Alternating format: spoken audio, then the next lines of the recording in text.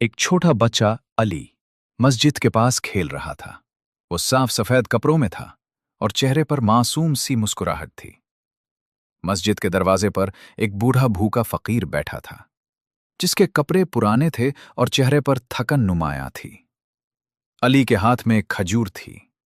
वो कुछ लम्हे उसे देखता रहा, फिर आहिस्ता से मुस्कुराया। अली फकीर के करीब आया और वो खजूर उसके हाथ में रख दी। फकीर की आंखें खुशी से चमक उठीं। उसने दुआ दी, अल्लाह तुम्हें दुनिया और आखिरत में कामयाब करे बेटा। अली मुस्कुराते हुए घर की तरफ चल पड़ा।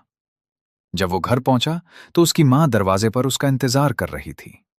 मां ने प्यार से बेटे को गले लगाया और कहा, बेटा, किसी ने तुम्हारे लिए एक तोहफा भेजा है। अली ने खुशी से डब्बा खोला। अंदर ताजा और मीठे खजूरों का डब्बा था। उसकी आंखें हैरत से चमकने लगीं। हदीस नमूदार होती है, सदका माल को कम नहीं करता।